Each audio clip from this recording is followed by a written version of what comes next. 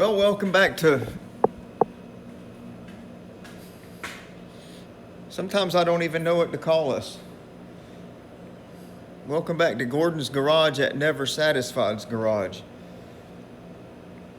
Yeah, we'll say that. We always say that, but we'll say it again.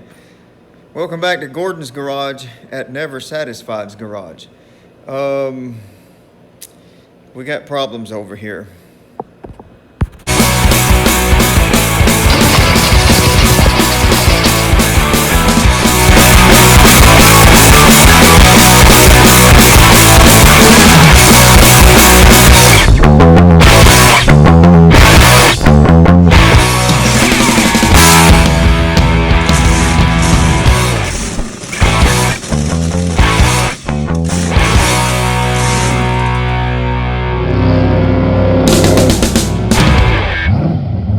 So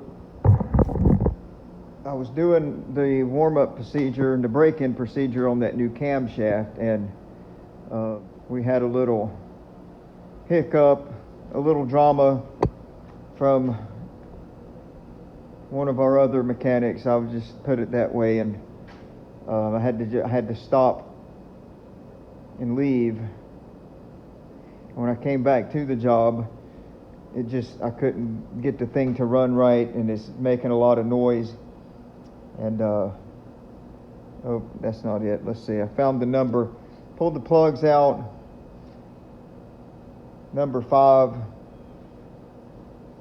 spark plug is smashed.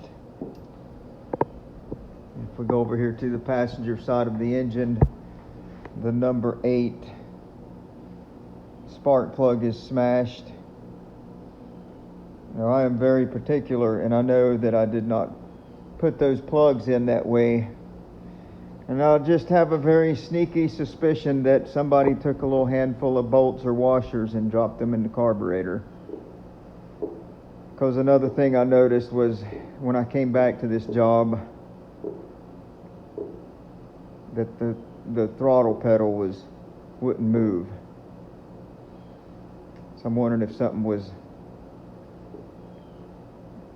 locked down in the throttle plates or wedged down into the throttle plates, and then when I did open her up, they fell down into the engine. Not sure, can't prove it yet. I'm going to pull these cylinder heads off. See, I'm in here. I started doubting myself. I was thinking, well, maybe I didn't, because this thing's making all kind of noise when it's running now. It wasn't doing that before. I started doubting whether I had remembered to tighten my camshaft bolts. I started doubting whether I had properly adjusted my rocker arms. I was wondering maybe I left the fuel pump a little loose and that the fuel pump rod might have been slapping.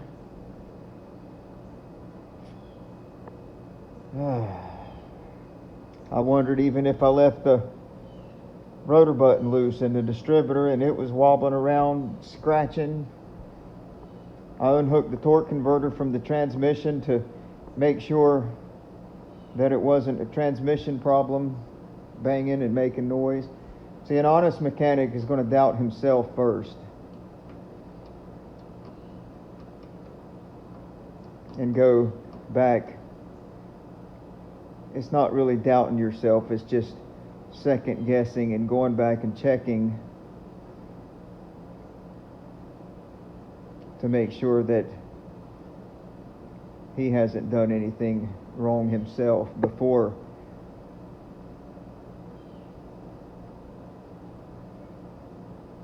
he's going to run out of options and face the obvious. I mean, you don't want to know that somebody would do that for you, but I've seen it happen in the past.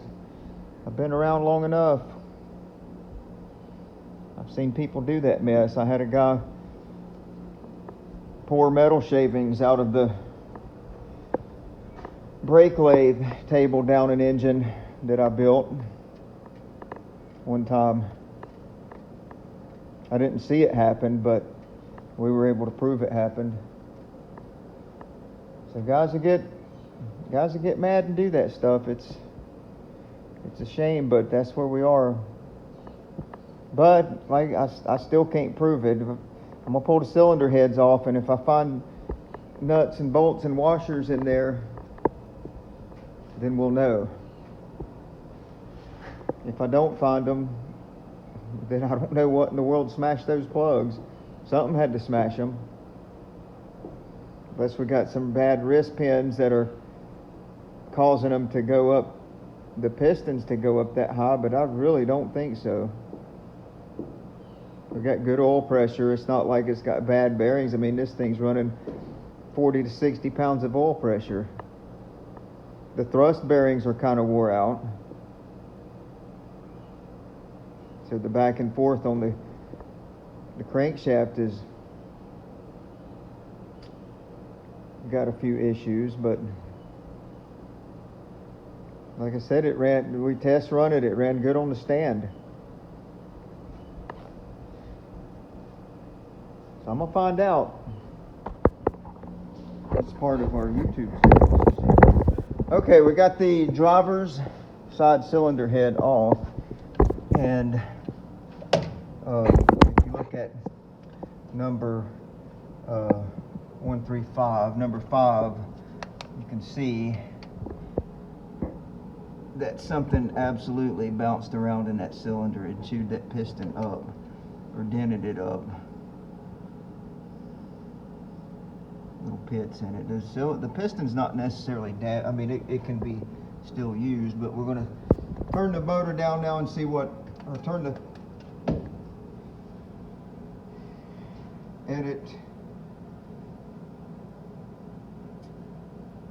crankshaft and pull the piston down and examine the cylinder walls. Yeah, same thing on the passenger side. Try to get you where you can see that piston. See that? Just pitted up. Fresh scarring. So it's a shame. That thing was running nice on the engine stand, and then I think probably what happened is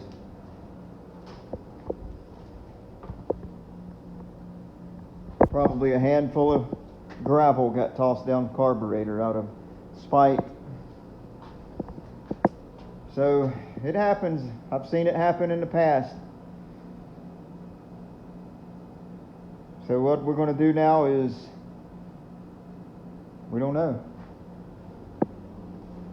You could almost, the cylinders aren't scarred, you could almost put it back together, but number 5 over here is not coming back up to the very top of the cylinder, and it's not moving exactly with the other cylinders. It's a little slop in there, and I can hear it. So it whatever it hit in that cylinder, it probably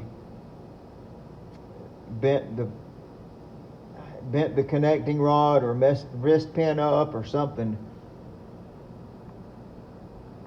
So the engine's going to have to come out. I don't know if we'll have it bottom end redone on it or what, but we got to figure something out.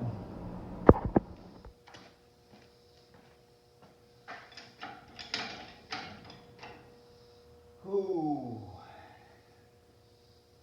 I don't know what we're going to do here besides walk around in circles.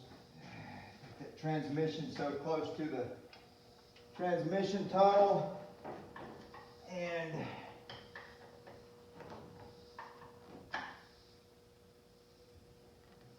those motor mount tabs are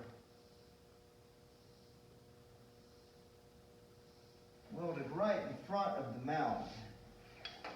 I can't get the motor high enough to clear those tabs.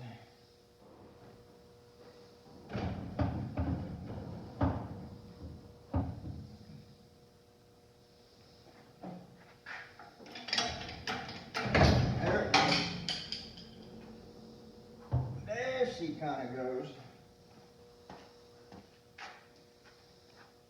Let's see if we can sneak this baby out in here.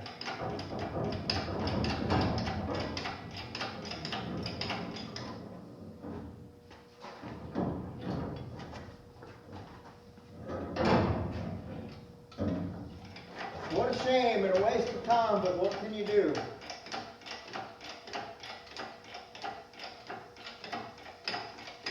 Try not to get all stressed out.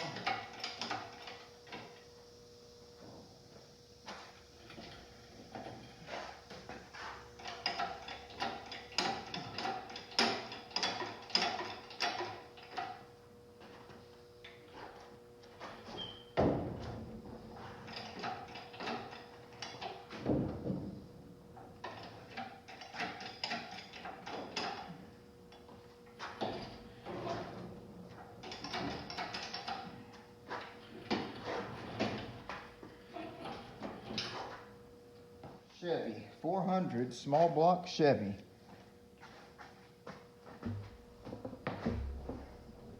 I had y'all over here where you couldn't even see what's going on there, didn't I? I want to get y'all adjusted here. Let's see. I'll go ahead and drain the oil out of that and get the pan off of it and see why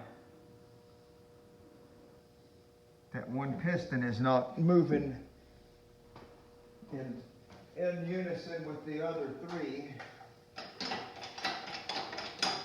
And just see what happened.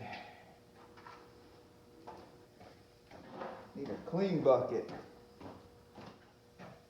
Daddy's hands. Okay. Let's get the engine oil out of this thing. That's a shame too, because this engine oil is special break-in oil with zinc in it, and it ain't cheap.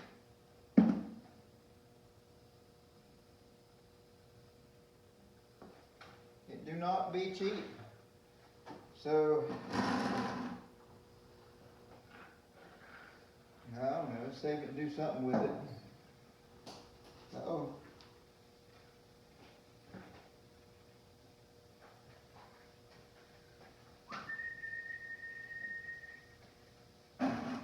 Well, I may as well get the flywheel off of it.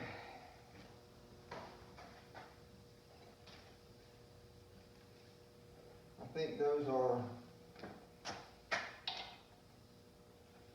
11/16 in size.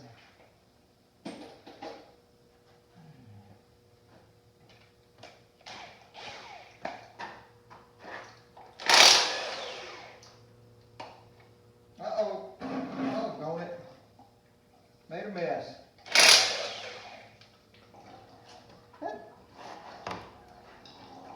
I should have been paying attention. Trying to do too many things at once, I guess.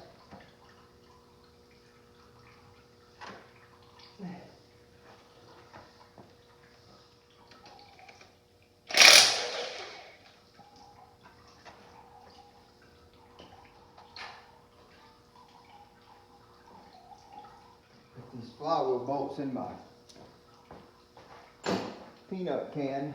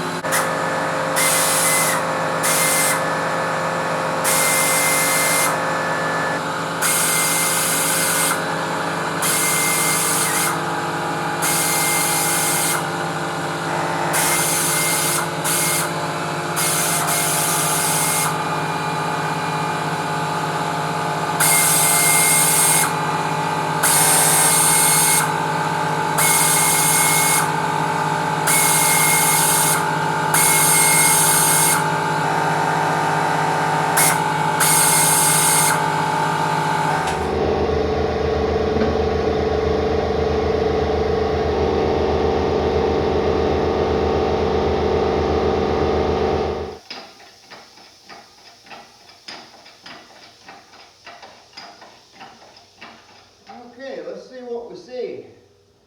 So it was number 135. Let me see. 135. Oh yeah. Rod bearing. Alright, and then we had cylinder number 8.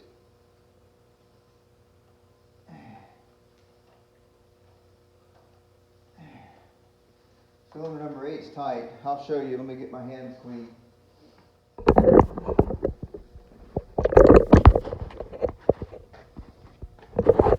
Okay, see, rod, see, we got number 1, 3, and 5. That's the one that's all chewed up. Now,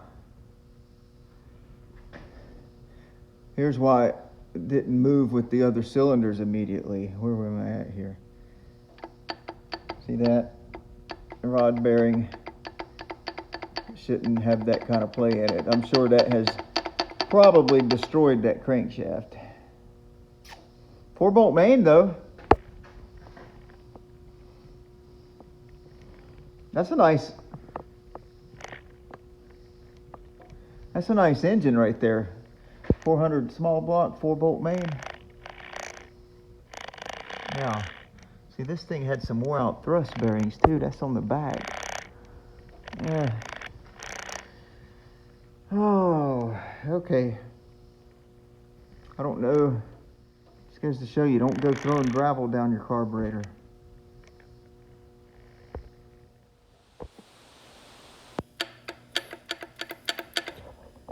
Number 5 rod bearing shot.